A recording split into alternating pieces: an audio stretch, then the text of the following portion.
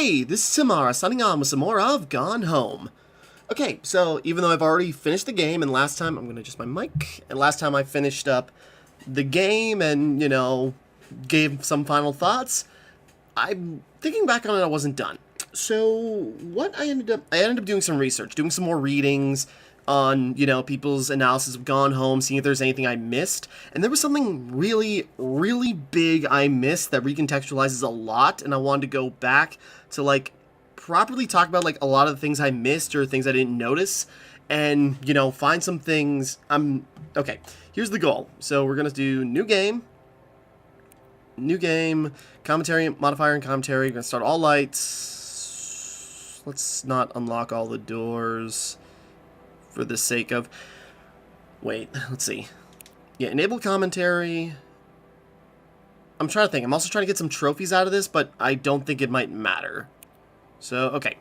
Basically, we're going to start a new game. I'm going to try and find almost every audio log, at least the ones I missed. And I wasn't going to do this on, on camera, but I was going to, check out the developer commentary. And I already checked out some of it, and it's really good. And I kind of want to talk about my thoughts on the commentary, ironically. I want to make comments on the commentary. Hi, Mom. So this is already, completed game, and we're just going back in. And I also want to find a couple of the entries I've missed, which I think there's only a few. There's only 23 logs, and I don't remember the count on how many I had. But we're going to just go back and do some stuff. So let's see. I'm just looking. I got a list on how to find things. Hi, I'm Steve Gaynor. I'm the co-founder of the Fulbright Company. We made Gone Home. I was the writer and designer, and thank you for taking a look at our commentary mode. Whenever you find an icon like the one... I think we've already heard that, so we're just going to move on. I've heard some, I'll replay some of it, but, this is me just, doing some more analysis, because there's some big things I missed, and also some really stupid observations I made that I want to correct, because I was being really dumb, but, okay. So, Christmas Duck. Christmas Duck is a fan favorite. He's kind of a mascot, I guess, and I think that's partly because it's a weird concept, a Christmas duck, and partly because it's the first unique thing that you encounter in the game. Should figure out where to put him. He's a little character, but the thing is, Christmas Duck was not planned.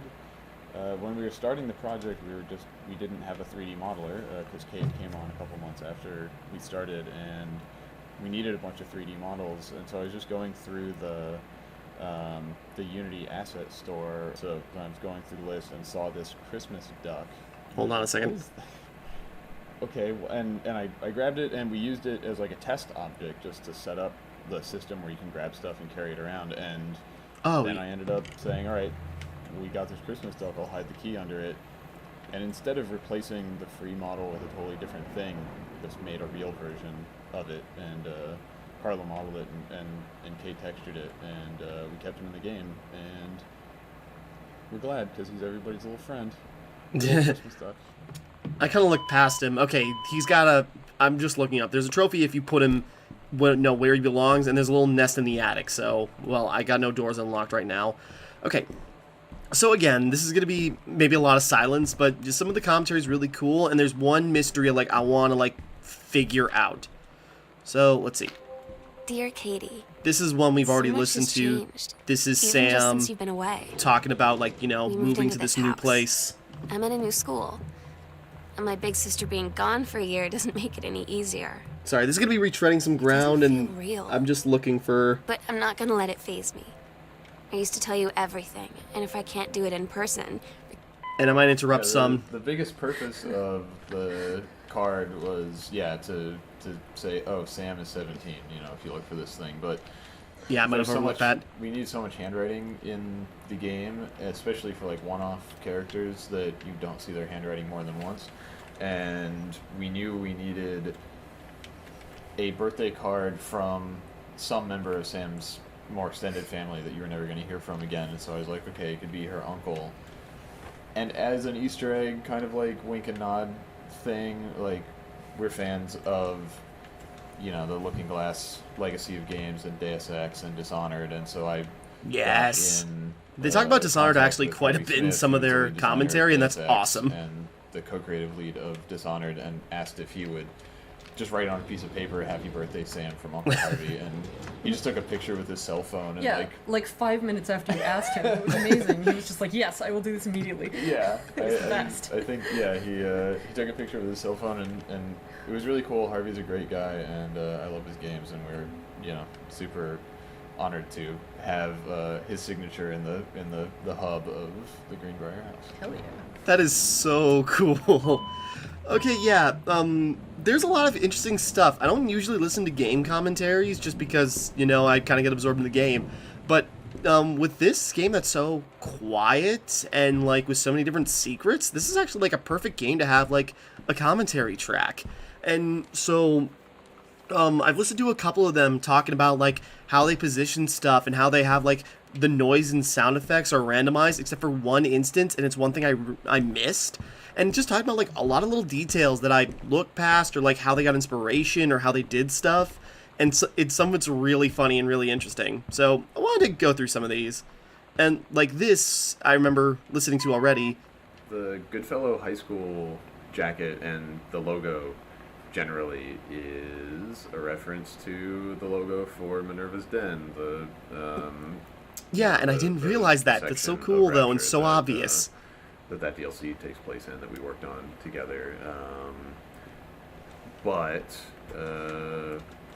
we didn't want to make it look exactly like the owl logo from that game. We wanted it to be, an homage or a reference or whatever.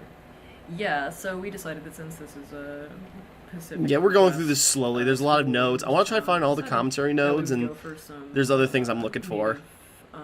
But, yeah, we already heard this one.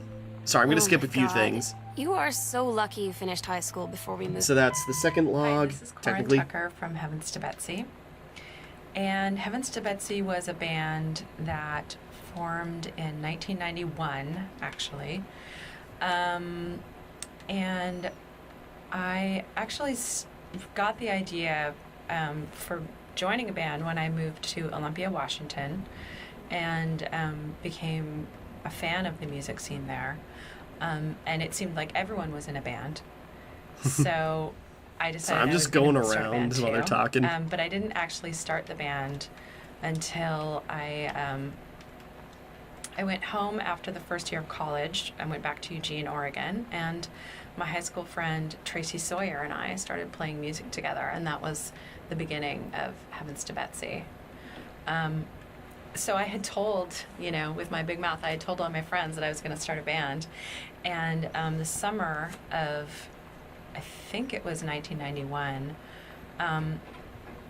my friend Michelle Noel booked the International Pop Underground in Olympia, Washington.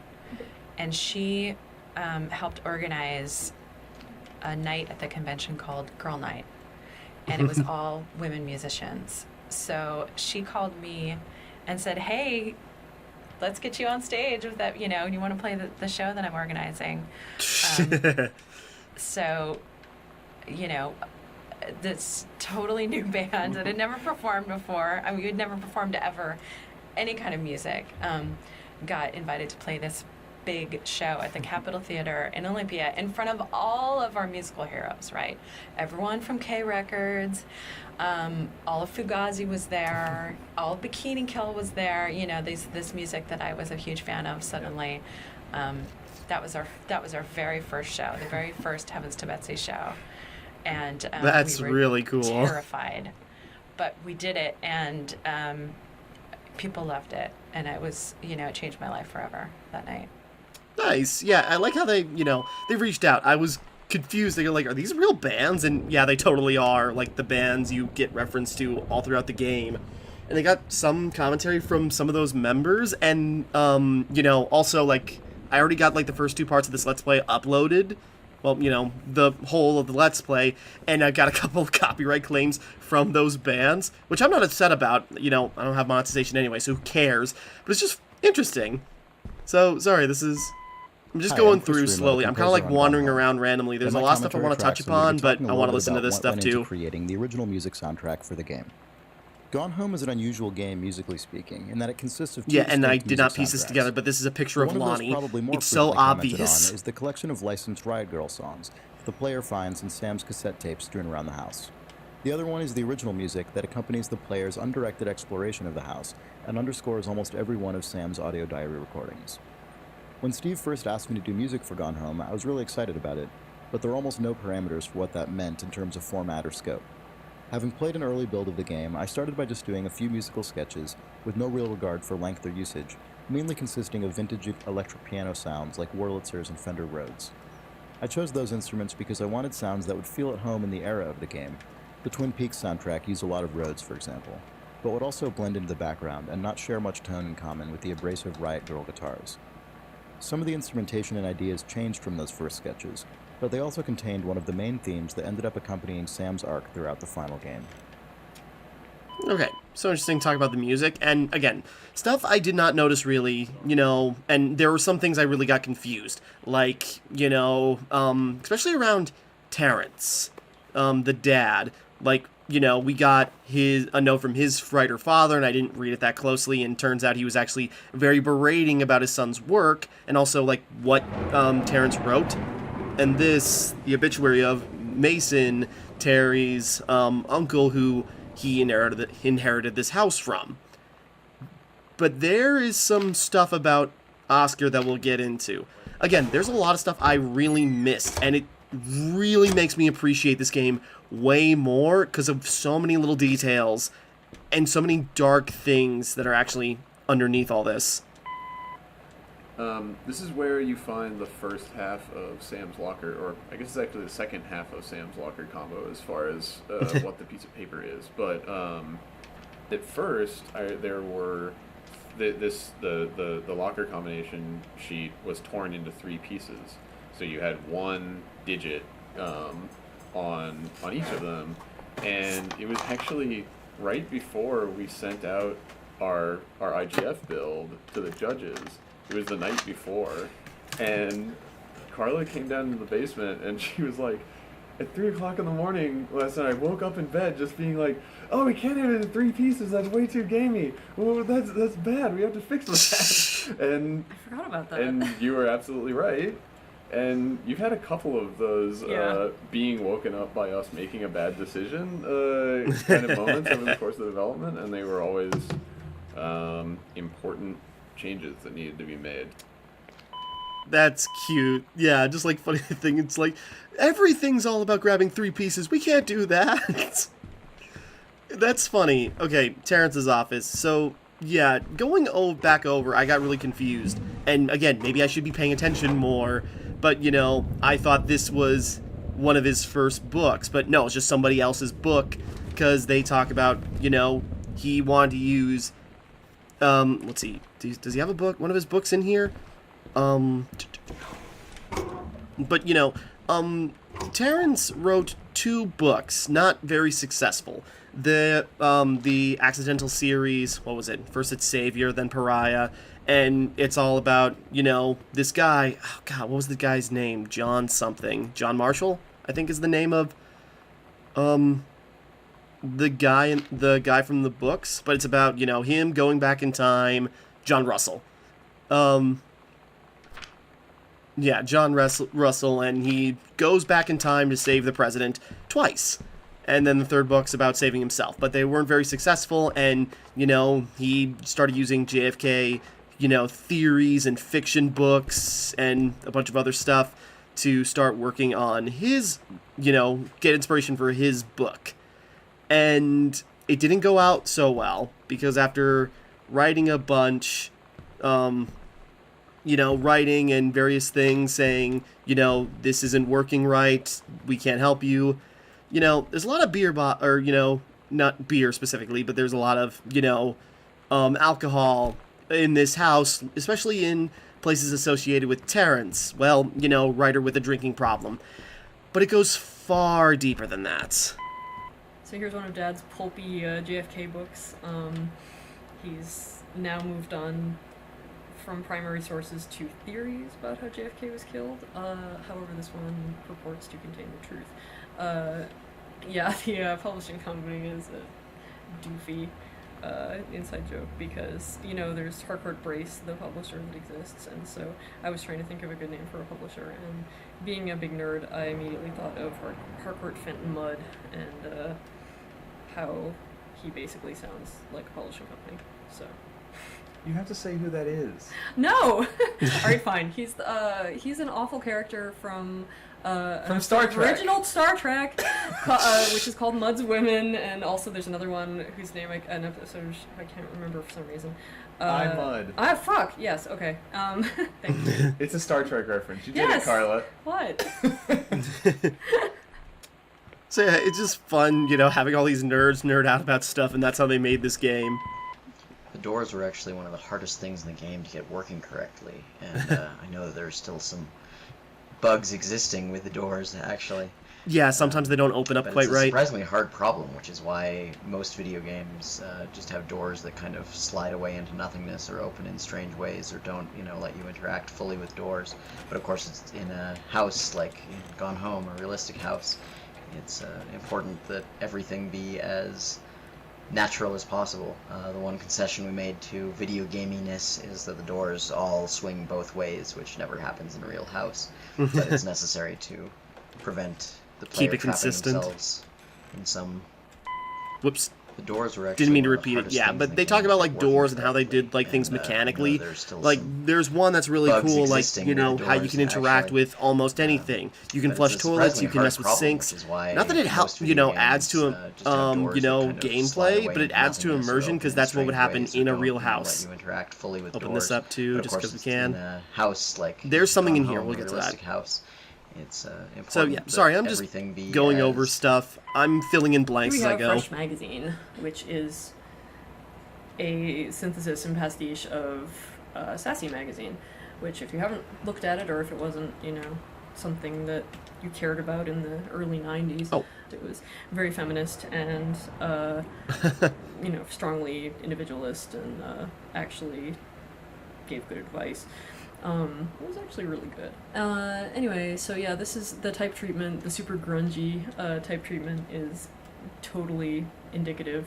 That's how it used to be. Oh yeah, and amusingly, of course, our cover model is Rachel, Steve's wife. I had to make her put on this awful light pink lipstick and do the 90s-ist stuff imaginable.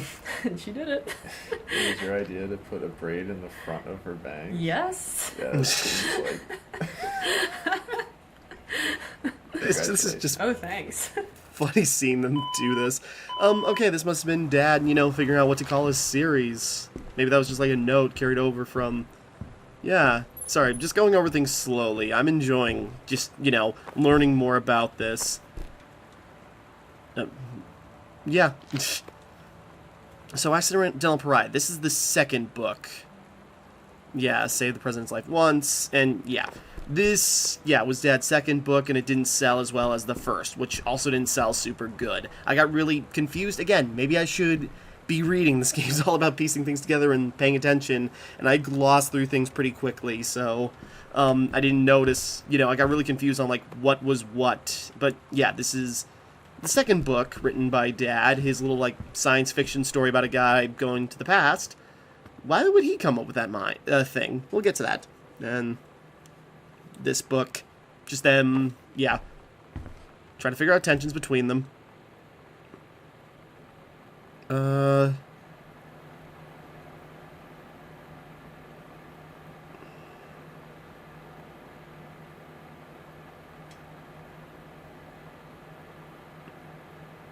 Yeah, and looking at this, you know, between being a failed, you know, an unpopular failed writer, he then, you know, doing some other reading and figuring this out, he actually got a job with, like, a stereo, or, music company, or, what is it?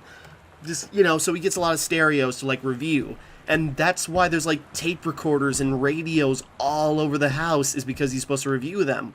But, you know, being a writer, he gets really rambly about it. Inside of this file folder, you find the first combination.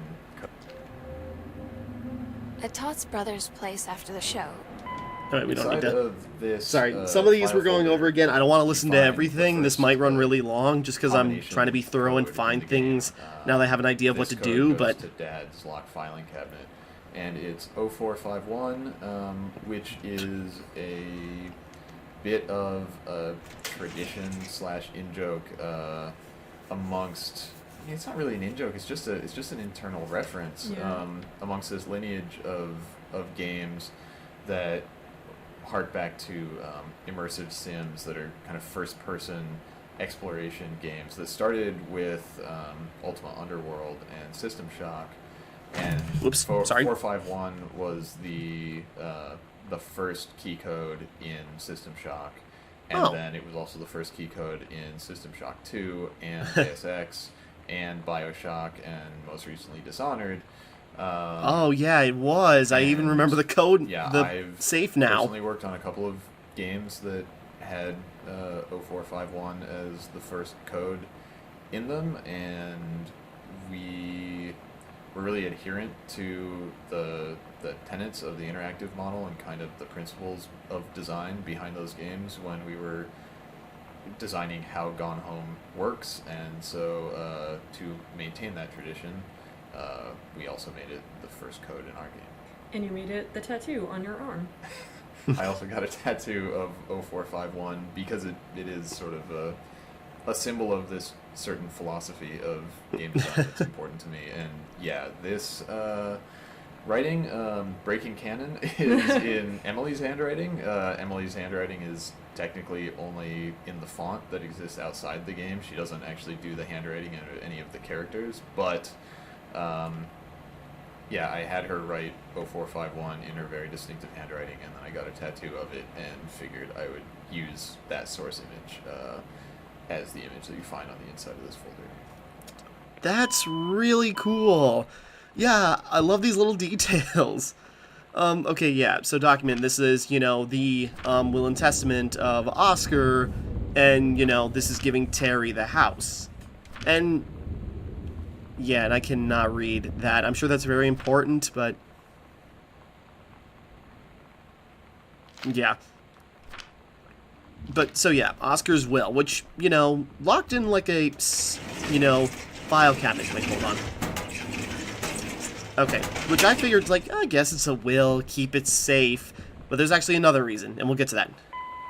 One of our favorite movies is The Apartment, which was directed by Billy Wilder, and it starred Shirley MacLaine and Jack Lemmon, and it's from, 1960, and it's basically what Mad Men is, except actually from that time. Yeah. It's super good, and there's this weird, kind of humorous vocal tick that some of the executives in the movie have, where they will sweet. they will refer to something they'll say we're doing quite well dividends wise or something, and Shirley MacLaine's character is named, her last name is Kubelik, and one of the executives at different times says something like, so how are you getting along Kubelik wise? So anyway, super deeply buried Easter egg reference in joke. We made the law firm Kubelik and Wise that prepared Oscar's will, just as a little wink and nod, a little Harcourt Fenton. Quite Steve. But yeah, Interesting. Apartment, you should watch it. It's it's totally worth your time. It's a really good movie. On Laserdisc. Yeah. Yeah, it's cool how they just have, weird little references, and that's how they fill in, the blanks in certain things. And, they mentioned it a couple of times already, but they have a couple of things talking about, how important the handwriting is in the game, which is something I observed, on the movies, You can, kind of guess, who, maybe, recorded a movie or something based on whose handwriting is on it. Or, who would probably like that movie more.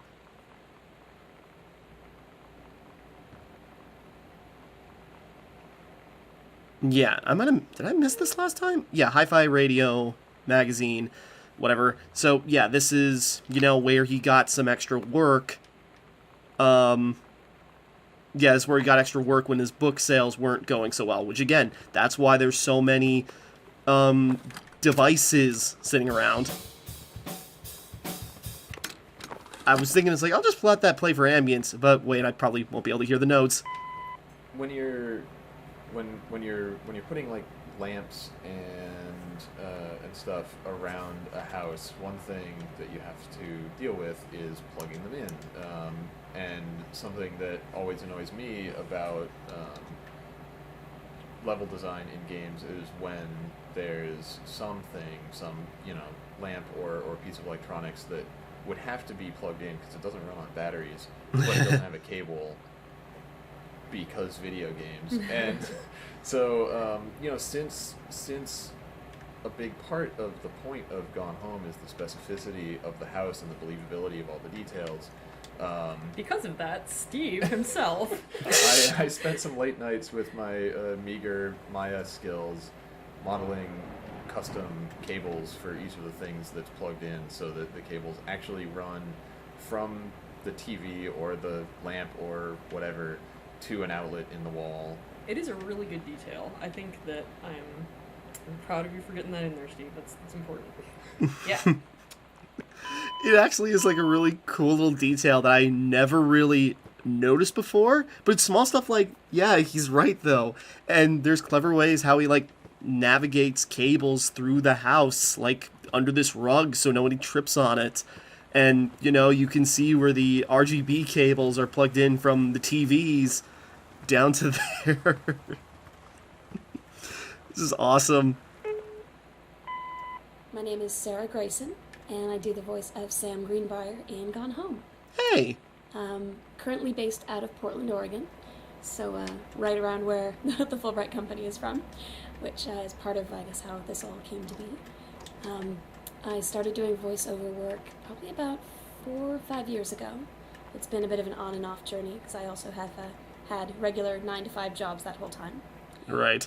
So I always get excited when I see video game auditions come across because it's always been something that I wanted to do and really excites me because I'm a video game fan myself.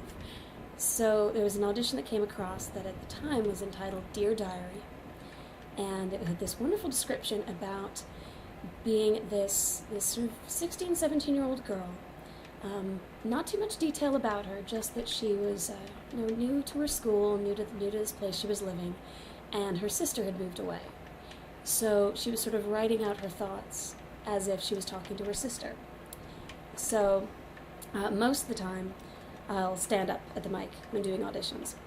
But for this one, I thought, well, no one's actually going to read their diary standing up. Like this kind of thing, you write your diary while lying down in your bed or like sitting cross-legged on the floor or whatever. So I ended up having to pull the mic down, sat on my couch, legs crossed, got nice and cozied up in like my pajamas, and started reading it. That's cool. Like, you know what? Now the thing is, I can totally imagine now Sam. It never occurred to me. But yeah, Sam writing in the journal that she left behind for Katie. I'm now imagining her, like, doing the exact same thing the entire time. Just, like, every passage is at the end of the day or something. And she's just, like, pajamaed up and just sitting down or, lying on her stomach and writing. That's cool. Interesting little detail.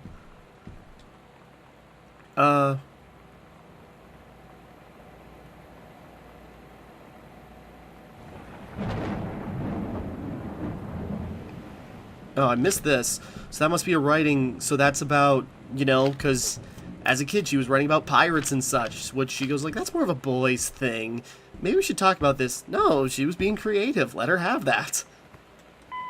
So these are all the VHS tapes, or most of them, in the house. And God, this is nostalgic for me. These in the TV room are from they only belong to Dad and Sam, because Mom has some VHS tapes, but they're up in the bedroom. Yeah. And you can tell Dad's because he writes in a big, heavy, all caps style handwriting. Yes! And Sam does not. So, contrary to popular opinion, the X-Files tapes are not Dad's, they're in fact Sam's. Yeah. But stuff like JFK yes. has an obvious dad interest, and some of the other stuff that we put in there was very much like, what is a dad movie? Yeah. What is a...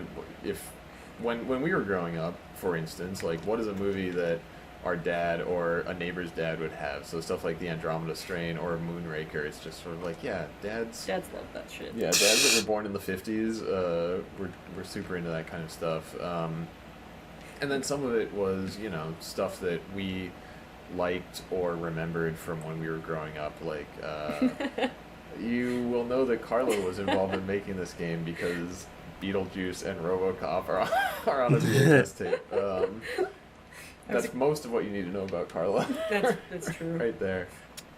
Yeah, that's cool. But again, yeah, the handwriting's a lot bigger. But yeah, like, you know, they've got Ghostbusters and Labyrinth. You know, Ghostbusters is for Dad, because that's definitely a dad movie, and Labyrinth is for Sam, probably because of David Bowie. Yeah, and even looking over here, you know, but Dad also likes The Dark Crystal. So, God, that's really cool. Sorry, I'm really loving this. Like, the more I play Gone Home, the more, like, I really appreciate it. And I'm trying to find... Oh, right. I missed the thing. I was going to find another journal entry that was here. Yeah, there's one for looking at this book. Which, again, Dad trying to be, like, helpful to Sam and making new friends in a new area. You know that feeling where the first moment you see someone... Which, you know, I want to make it a point, and we're going to dig into more... And you have it's to get really to know evident how much Terrence actually does care. Despite some disagreements that we'll get into, he genuinely, like, does care. He's not just some, like, you know, jackass of a dad. He does care, and he's just, like, he's conflicted for, you know, a lot of reasons that we'll get into. How I would ever, like, have an excuse to talk to her. Till I noticed she and her friends hang out and play Street Fighter at the 7-Eleven every day after school. Just a second, I'm looking at stuff. Trying to also keep track on, like, where to find Sam's stuff. We're already a half hour in, and we're, like, only still exploring one hallway. I might have to split this up. I was thinking about, like, doing this in one shot. But, you know, I wanted to just, like, keep exploring and looking at stuff. Is this it?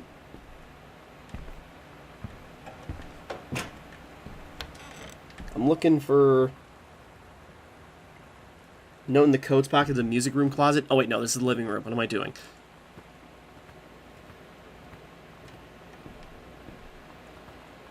No, wait, other way. So, yeah, I didn't expect to, like, you know, I was going to listen to the commentary on my own, but now I kind of want some of the commentary for footage, and I also just want to listen to it and, like, continue to, like, piece together the game. Samantha, please give this to your mother.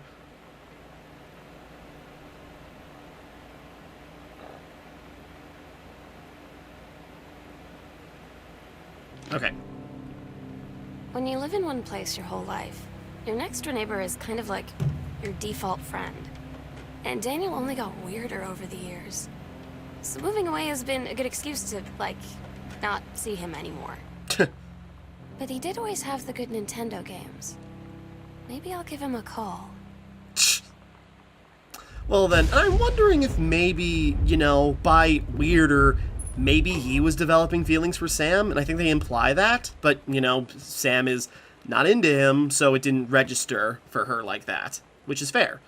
But I wonder if that was what the deal was. And, you know, they even have a note, like, in the front talking about, like, you know, I only hung out with Daniel because he had Nintendo games. I don't care. I don't want to see him. Whoops. And Dad will pick it up later. Unfortunately...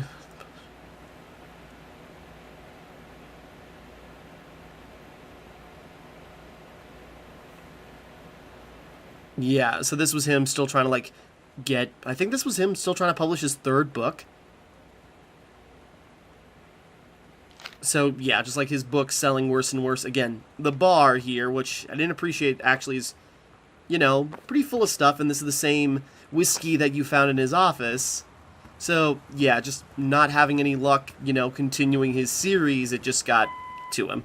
This is our old-timey record that we got... from archive.org, source of all good things. It's by Adrian Rollini when he was with, apparently, the Taproom Gang. The song is entitled Got a Need for You, in case you can't read it, but you should be able to read it. And the doc I found on the internet. The Adrian Rollini I got into him when I was on Bioshock 2 and helping source the soundtrack for that. And I did a lot of listening to 40s big band stuff.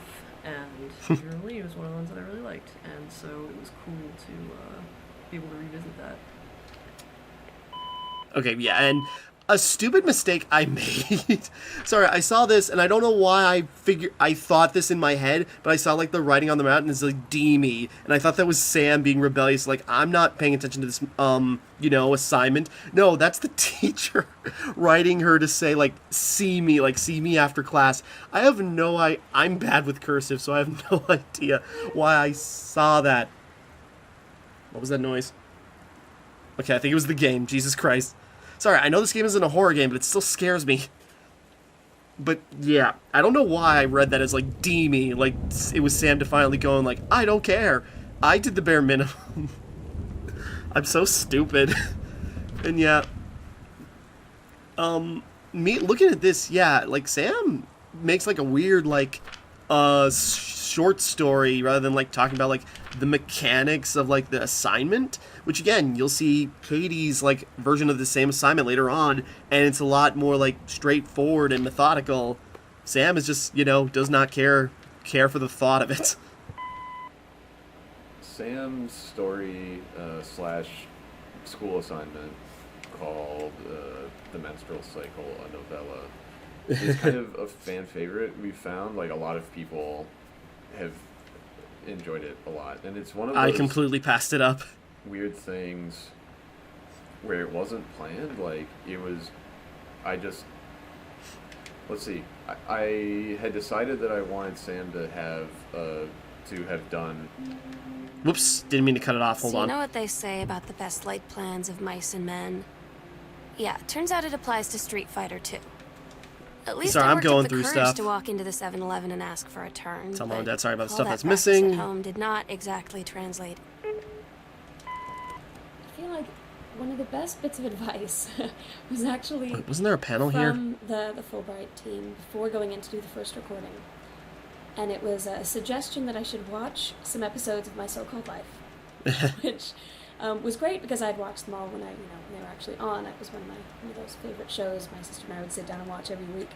And so going back and watching them was definitely not a hard chore to have to do. So I basically went through all of the episodes I could find online in a couple of days. So it was a bit of a sudden binge watch of My So-Called Life, but it was great because I think watching My So-Called Life was a nice reminder of what a more natural presentation of a teenager is. So it was really, I don't know that it would have gone as well had I not done that. Okay. So having a reference point. That's cool. Please, whatever you found, don't tell Mom and Dad, the attic. Okay. Yeah, that whole thing. Sam, maybe you shouldn't, you're kind of depending on me a lot to, like, hide stuff before they get back. Oh, I missed a thing. Hold on a second. Let's finish up with this one first. Yeah, I completely, like, glossed over Sam's what was actually story, going on here. And again, I slash somehow misread school obvious assignment cursive. called The Menstrual Cycle, a novella, is kind of a fan favorite. We've found, like, a lot of people have enjoyed it a lot. And it's one of those weird things where it wasn't planned. Like, it was,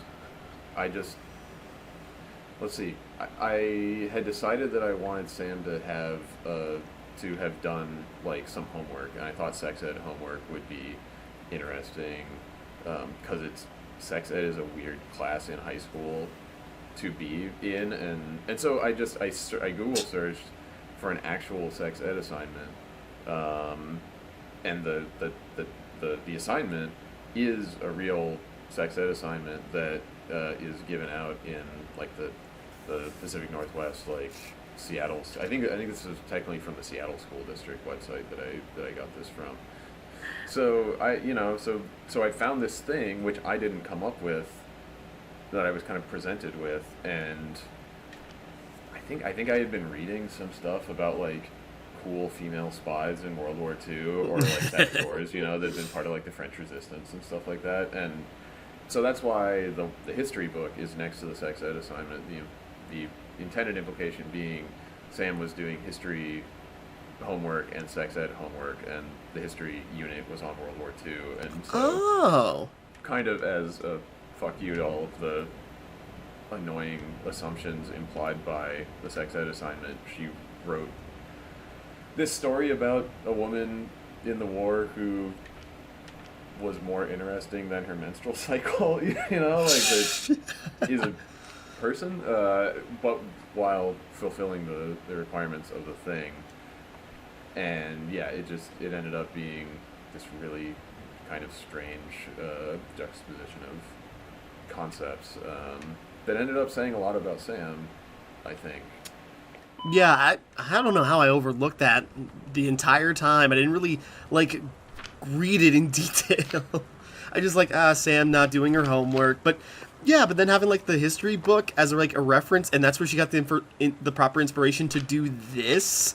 And, not just making the woman in the story, using the assignment not to just be the woman's a person, not a body.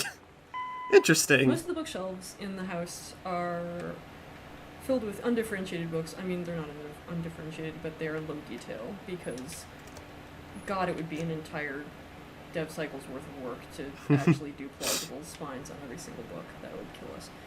And then to repeat a whole bunch of books would also be sort of terrible and not be very plausible. So we had chiefly unlabeled books or books in which the labels have been rubbed off due to age, etc. And we had a few individual books that were more precisely and specifically named.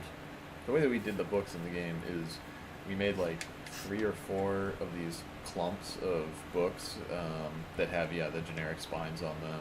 Fair They're enough. just sort of filler books. They're kind of like what would be in the bookshelves of a lawyer's office in a cheap lawyer's TV commercial or something. Right, where they buy them by the foot and whatever. Yeah, and then we took 1 or 2 clumps and retextured them to all have specific readable spines on them, and then I just took those clumps and broke them up and scattered the individual books around in different bookshelves in the house, so that hopefully I think every bookshelf has at least one unique book in it. That might not be true of everything in the library since there's so many bookshelves there, but I guess I should say every or almost every bookcase had at least one unique book in it that never repeated, to kind of split the difference of, okay, they're not all generic, but also we can't afford to make them all unique, and we didn't want to have any repeat in an obvious way.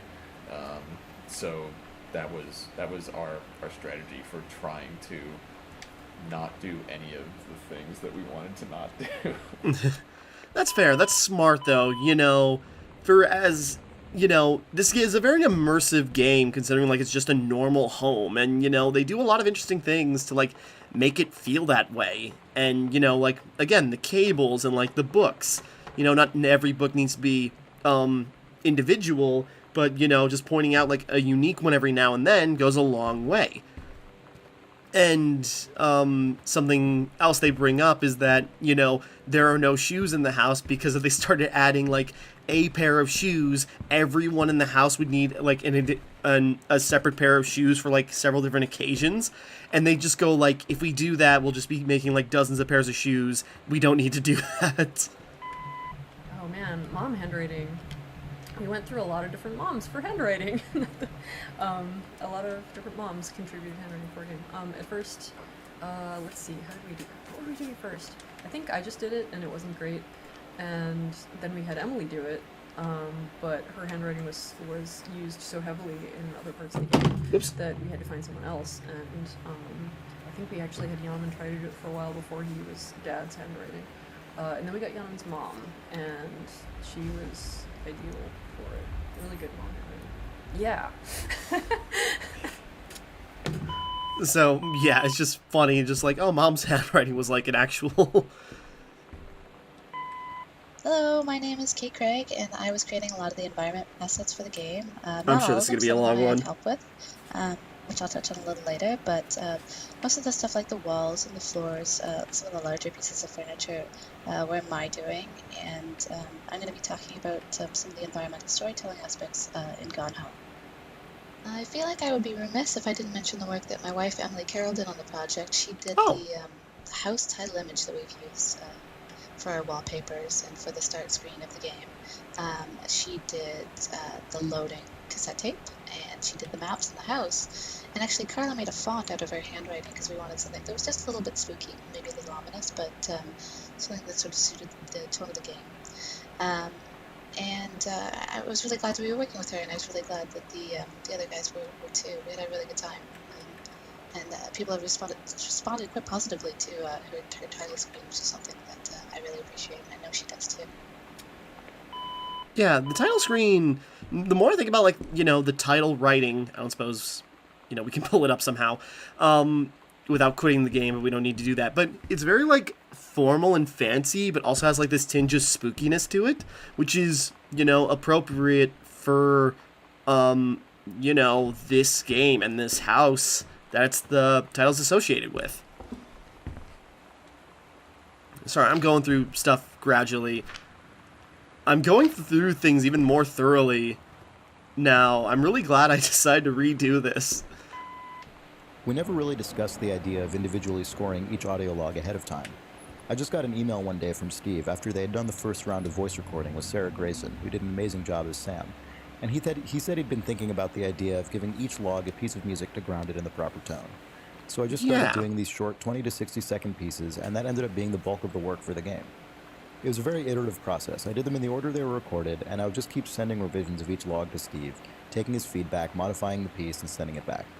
Especially at the beginning, the feedback was almost always pull it back more. I've never done music this subdued before. Even more so than most game music, it primarily exists to quietly suggest a mood and tone to the player. Sarah's voice is always the main audio content. The game soundtrack I worked on previous to this was Blendo Games' 30 Flights of Loving, which consists of some really huge, bombastic, brassy pieces. So switching gears to Gone Home and constantly hearing pull it back, less melody, was surprisingly challenging at first. But over time, I think Steve and I developed a pretty good rapport. For the most part, the diaries required fewer revisions each time. And it's always a good reminder in a collaborative endeavor that your contribution only exists to make the whole work better, not to be seen or heard unto itself.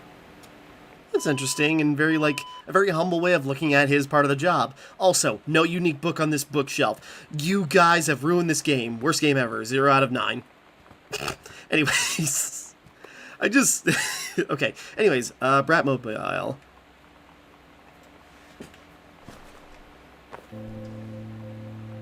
It's Yeah, and weird now hanging out with girls. that music was always there and Daniel was around ever since I in was the little, journals, but and now other girls, really noticing it. I had seen. Sorry, I'm not trying to skip all over Sam's stuff. If we go over everything again, I'm just trying to make sure I find stuff, and I'm gonna play ones I've missed. And I was kind of blown away by the incredible rawness and the honesty that they wrote with, and the kind of flippancy that they had. I thought was really interesting. But to have the opportunity to talk about all of these issues that are really important to young women, I thought was really special. And I thought that what they were doing was taking the kind of intense feminist ideas that had become popular in the 70s with, SDSS, and now, those really, incredible ideas and the ideology of feminism, but they were putting it into a language for today, for the 90s, I guess. That was 20 years ago, but it was for young people, and it was to relate to topics about sexuality, about sex, about sexual abuse, oh my God. about sexism and harassment, and all these things that are really important for young women. Coming of age and becoming sexual beings that are really taboo to talk about. Yeah, fair enough. And they definitely... I didn't even notice the smoke detectors up there. And this goddamn plant shadow scared me. I just turned to right and I just saw a head and I was like, oh my God. The atmosphere in this game is so good. It's It's not a horror game at all, and it scares the crap out of me. Okay. So, yeah, we're going through this step by step. Oh, the Jungle Book, Tom Sawyer. Yeah, just now kind of like looking at more of Sam's collection. Again, I'm noticing a lot more now, and these audio logs are just recontextualizing so much.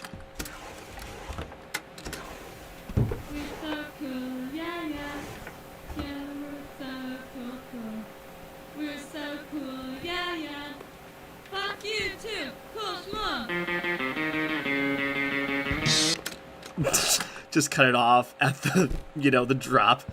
Sorry. I'm trying to be... Around here, you will find some of Sam's Super Nintendo cartridges that she left behind. Obviously, for legal reasons, we couldn't put real games in, and so we conscripted a few of our friends in the industry who are really talented artists to make cool label art for fake Nintendo games that we came up with. It's so true. The first one was Super Spitfire, and that was by Rachel Morris, who is a cool artist. What is it? The NYU? The NYU Game Center. She's done a bunch of posters and other art for them. And then the next one was Adventures the Cat Returns, which is it's sort of a... It's a mascot platformer. Yeah. It's a Bubsy-esque two-having cat. Oh yeah, but it's a regular cat. It's not a ball cat. Yeah, it's a regular cat that probably better than any Bubsy game. Let's be fair. Yeah, but yeah, I've heard Positive Fury isn't too bad, but it's Bubsy. You don't give him that much credit. Legend, and I think he led up stacking, and he was nice enough to spend some of his free time making the label for Adventures the Cat Returns. Yeah, we ran into him at GDC, and he offered to help us out, and we were all like, ooh. We were like, oh, you didn't think we'd take you up on that offer, did you? Draw us a cat. Yeah, we regretted the error of choice. And then the third one is Journey of Crystal, which is sort of a JRPG. Final Fantasy-esque. Beast, and that was done by Gen Z. Yeah. Okay. She's the art director at Supergiant. She did pretty much all of the art in Bastion. Okay. That is totally a Supergiant look. Oh my god. They could tell that it was her art because it has such a signature look. It's pretty distinctive to how she does things. So it was really cool and really exciting to have these really talented people from other studios that are inspirations to us contribute their unique art to the game. Yeah, that's really cool. Yeah, that is totally that looks like a Supergiant game just on that artwork. Oh, that's such a cool, obscure little reference. I didn't notice that. So these are stereoscopic? Yeah, these are stereograms. Yeah, that's the stereogrammatic. Yeah. Oh, these? Stereograms, popularized by the Magic Eye brand of images from the 80s and 90s. These really work. If you cross your eyes and you can do a Magic Eye image, you can see what's in these. Spoilers, they are. Well, as I recall, there's a cool shark. And? I don't remember what that was. Carla! What? It's a big heart. Okay, it's hard for me to do those things. And that's true for a lot of people. So the two instances of people not being able to see those images are they just can't do them, which a lot of people just can't do them.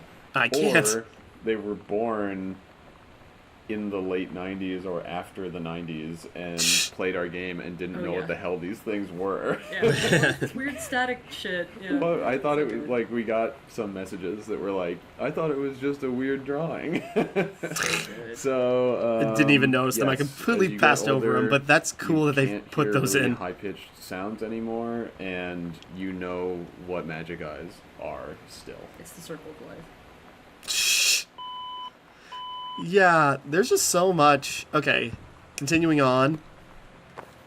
Oh, wait. Oh, right, it's the Bible, because she's not very... Oh, I didn't notice this. Are much more actively religious. There's cat collar. There's a Bible in the foyer, and there's a Bible in Dad's bedside table. Oops. Well, or arguably, they want to appear actively religious. But yes. Yeah, I think that... my intent was that they aren't super religious, but they probably still go to church. And they also they would feel bad if they put their Bibles away. They'd be like, oh, we need those to be out for us to look at, to consult in case we need them. Yeah. But it's definitely, I don't know, it comes from my own experience of my parents went to church and were more religious and stuff. And as, I don't know, around when I was like 10 or 12 or something, I was just sort of like, I remember having a conscious realization of just, none of this makes any sense. like I was like, this is all about a guy who was dead and then came back from the dead. That doesn't happen. Magic isn't real. Wow. And it was, and then there was a process of like being like, okay, well, I'm just not going to go to church. I also remember having a conscious realization that the only reason I wanted to go to church was because after the service they gave you free donuts. Oh, yeah. No, it's fine. And so I don't know. It's probably just partially me projecting and trying to show that Sam is re-examining her own values as she gets older and grows out of childhood and doesn't necessarily share the same beliefs that her parents do. Yeah, which is very interesting, and I kind of agree with him on a lot of that. Hard to, I don't know. Actually, they're still going. Sorry. It was normal church behavior. Like I would go and help out with, my younger siblings, and my parents always went to church and whatever, and I'd go along. And there were people. There was a couple of people that I knew there or anything, but it took me until I was about, I think I was like 13 or 14. I spent a significant amount of time really trying to to be like, all right, I'm gonna do this church thing. I'm gonna try really hard, and I would get annoyed at people when they said, "Oh my God" and stuff, because I thought that was what you were supposed to do. And I think it was, I don't know, lasted 6 or 8 months or something, and then it broke and I couldn't do it anymore. And I forget what I did something. I ruined something in the church through total not caring. I built I remember now. I built a house of cards out of a Bible trivia like flashcard set. Well, it was just like Trivial Pursuit, except it was Bible based. And I built this big house of cards, and at one point I remember thinking, all right, fuck it, and I glued the cards into place. So I had this big house of cards I was glued together, totally ruining all the goddamn cards. And at that point, I stopped having to go to church so much. Yeah, it's very interesting, and I kind of had a friend. Well, I have a friend who used to be like that, where don't say "oh my God" or you're not supposed to do that. Don't do that. And his family was very religious, but he grew out of it in a big way. I'll just say. So it's very interesting, that perspective, and yeah, it's also the family. The Greenbrier family is not very religious. They have Bibles around, which that's mean oh, of course they are, but they're really not that, religious. There are not really any crosses around. They're have faith, but it's not very I wouldn't say serious, but it's not completely overtaking them. They're not conservative just for the sake of the religion. But someone who's more religious than them is Lonnie, because she's actually got a cross necklace. And I didn't realize this until I listened to this audio log, or this commentary track. Lonnie came over today. Oh, whoops. But everything was different. There's nothing wrong. I think we've heard this one. Wait, did she steal a shirt? She wouldn't look at me. Finally, I asked her what was going on. She said she felt like she'd done something wrong that night in this. Okay, sorry. 1 second. The security tags are still in the damn shirts. Sorry, that's an amazing detail. Okay. No, what I was gonna say, I listened to this. Yeah, I ended up being pretty happy with this. This is the only picture of Lonnie that we had for a really long time, and I was really glad to actually come up with something that we liked, since this kind of thing is really hard, especially when it is such a major character. The other thing is, Lonnie has a cross necklace. Yeah. She also has some Catholicism in her family. Yeah, and I think that's something that I don't think that particular detail has been called out by anybody. People notice the Bibles and whatnot, but yeah, I intended for Lonnie like, I thought it would be interesting if she came from a more conservative family than Sam's, in that she actually wears a cross necklace and carries some, Catholicism with her, and her dad was an army guy, and, her background is even in some ways maybe kind of more stifling than Sam's, and that's probably why she's a more, like, openly rebellious person on the outside. Yeah, that's really interesting, actually. And, they dig into, her family's very military focused, and that's more, yeah, it's interesting, So it's like Lonnie, despite being like the Chloe Price from Life is Strange, the more rebellious teenager, she's actually like in a more like, family values, what's the right word? I'm missing the right word. Just, her family, she grew up like in a more like, I guess you can say stifled, environment than Sam. And, Sam takes it really hard, but, digging into Lonnie, it really explains like why she was the first one to make a move, Did I look at this? Oh yeah, that's right. This is Sam doing her story.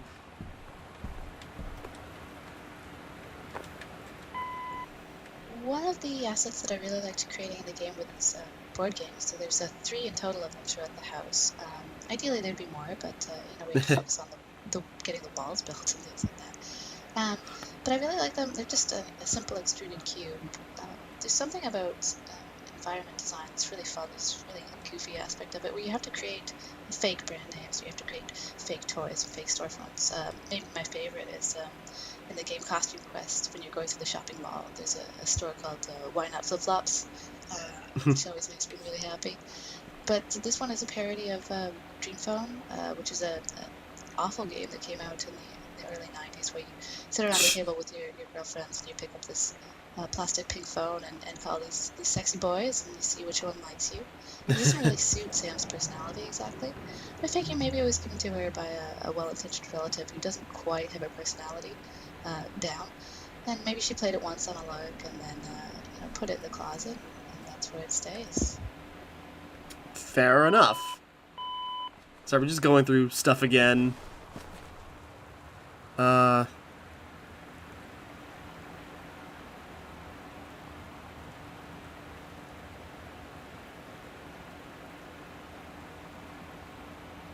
Yeah, so this is, just woodshop teachers being a bit of a dick. It's like, I specifically said this, like, okay, but, the job still got done, just ease up. I was one of the hosts of the video game podcast for a year or two, and I go on. That's there interesting. Didn't notice that. Did I not? Did I miss that? I didn't want to put Idle Thumbs references all over the game, but I did want to have Idle Thumbs references in the game, so we localized them entirely to this one piece of paper. So almost everything on here is an Idle Thumbs reference, and specifically to a weird exchange that we had about Will Wright's GDC talk in like 2008, where he didn't want everybody to show up and crowd the place, so he gave his speaker name as Phaedrus, and then did a talk about a bunch of crazy stuff, including the idea of rocket mail, which was going to be like done by it was pitched by the U.S. Postal Service in the 50s and stuff. So, and then the thing on the podcast was about how Phaedrus had a little brother, and so anyway, whatever. The brother, of course, it's a Phaedrus, and you can't hardly see the icon in the back because it's obscured, but there's this 50s rocket icon in the back that's like the logo of Phaedrus Motors. And then also it's the reference that Will Wright was making, and that is a secondary reference here because the motorcycle thing, is that in Zen and the Art of Motorcycle Maintenance, the book, the author is having kind of an ongoing exchange with this character of from Greek history called Phaedrus, and motorcycles and blah blah blah. So it's a big knot of obnoxious references to lots of different stupid things. That is so weird. And also, this must be, this is the one me and my dad are building. That must be Lonnie and her dad, which, maybe her dad, despite being, more religious, more militant, maybe, he was just still so caring and, maybe she gets the rebellious streak from him. Oh, Jesus, we're already over an hour in. Christ, I lost track of time. I thought this would be fast, but I'm just, finding so many new things. Okay, let's finish up. Let's get the nodes and a couple other things from here. Let's... Barf Burger is enjoyed by all. Yeah. So the thing is, I drew the Barf Burger because I drew all of Lonnie's drawings. So I drew the two cats on the motorcycle and the Captain Allegra drawings and stuff like that. And that was really I think that it goes hand in hand with I did Lonnie's handwriting in the game and Carla did Sam's handwriting. And that was partly because the two of us were going to be working the most closely on this stuff, and so being able to just quickly rewrite a note that we wanted to change and scan it and update the game and not have to email somebody to say, oh, could you write that again or whatever, was really useful. And also we both just happen to have sloppy teenager handwriting that looks believably 17 years old. Also, I have a believably 17-year-old level of drawing skill, so that worked too. But it was fun because basically the notes were created in real life in essentially the same way they were in the fiction, where I would write my part of the note and then hand the piece of paper to Carla and she would write her part of the note, and we just constructed it that way. That's cool. And yeah, I can relate. I can write like a 17-year-old and draw like a 7-year-old. This one I really like. We'll get to that in a second. Oh, what's this one? The boxes of tampons that you can find in the washrooms around the house. They weren't originally on the list of items that needed to be modeled, but when you're creating a bathroom at that level of fidelity, and when you're creating a bathroom for a teenage girl, no less, the idea of not having something like that is kind of jarring. It was kind of jarring to me, especially because when you're at that age, your period is something that kind of really defines your mood at any given day and maybe what you wear and where you go. So, I just thought it was, something necessary for visual storytelling, especially of a girl going through what she's going through. Yeah, that's appropriate. Because, again, something they mentioned in another log is, if you're going to put something in, do it or don't, If you put in as much as you can... I guess I'm broken. Is there a reason with that? Or is it just that way? No, but, again, talking about shoes, put in certain things because they add, and, that makes sense to have that there for, two women in the house, and especially a teenager, next door. Lonnie brought her hair dye over today. Yeah, we've already seen this one. I mean, one of the most comforting things in the world to me is having somebody, brush my hair or stroke my head. My mom, when I wasn't feeling well, I'd lie down in her lap, she would just brush my hair. It would always make me feel better. The weirdest way, I couldn't figure out why, but it just seemed like this friendly connection to somebody that it is, like she says, it is strangely intimate in a way that I'd not really, put into words until reading that part of the script. That's what I was thinking of, was that connection, that sort of human touch, that it's something so friendly and so loving that you can do. And that whole idea of touching someone's scalp being so intimate, it just made me think of that. Just those wonderful little moments where just a touch can be so much more. That's sweet, yeah. And again, it's also very interesting to have the voice actors can recontextualize, talking about in script and in our own life. That's really cool. A lot of Gone Home is about pointless interactivity that is sort of things being interactive for the sake of them being interactive, but it really comes from our inspirations of immersive sims like System Shock and Bioshock and Thief, where a big part of the design philosophy behind those games and Gone Home is that the world needs to be really internally consistent, and there's this feeling that if there's something that your character might do, you should be able to do it in the game. So in Bioshock, for instance, you can flush all the toilets and you can turn on all of the faucets, and that's also true in like Deus Ex and Dishonored. Like, and sometimes, you know, like the water fountains in Deus Ex give you like 1 health or whatever, but really you can interact with them because there's this expectation of, if you could interact with that, if you encountered it in this world, we should let you do that, right? So, you know, all of the faucets in our game can be turned on, and they can be turned on so that you can turn them on and you can flush all the toilets, and it extends into our philosophy behind, you can pick up every plastic cup and toothbrush and Kleenex box, not because it's going to add a whole lot to your understanding of this world to be able to look at the underside of a cup, but to pay off that expectation and say to the player, yeah, you could pick that up and look at it, so we're going to let you do that, and it's going to be consistent interactively with the stuff that is important, and that makes it your job to look at everything and give it your attention, and for you to decide and understand and figure out what has significance and what doesn't, and not for us to tell that to you. Yeah, and that's a really good point in a game like this, or like, you know, Bioshock and Dishonored. It doesn't add to the game that you can, like, do stuff like this, but if you couldn't, that'd be infuriating, wouldn't it? It's just like, why can't I pick up a hairbrush and throw it? You know, it doesn't add anything. That didn't enrich that didn't enrich the experience, but, well, it did, kind of, just because, like, I can do that. Just, like, interacting with stuff is, like, fun to do. So, you know, that's why you're allowed to do it. Okay. So, yeah, Jesus, my plan was not to go through, like, all of, like, the game's commentary, but I'm having so much, like, fun, like, finding all these pieces and then, like, recontextualizing, like, what I know and what I've seen, and also trying to, like, figure out, like, find stuff I've missed. And I didn't even get to, like, the big thing about Terrence. That's the real reason I was doing this, because, like, I wanted to give Terrence more credit than he got in my original, like, videos, because there's actually, like, a lot more to go in depth about, like, him, his past, and, like, what his story actually means to this. You know, Sam's story is you hear Sam's story, like, outwardly. That's, like, you know, the out loud narrative.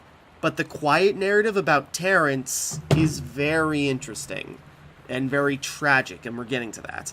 Okay, so we're going to stop for here right now. Next time we continue, I'll keep on searching. We're going to mess around with more commentary, find more stuff, and we'll just see how much more we can uncover. And I'm still trying to find more audio. You know, I'm trying to find all the journal entries. I think I was missing a couple, and I found some, but we'll get there. Okay, so, until next time, thank you for watching, hope you enjoyed, like and subscribe and all that. This is Timmara, signing off.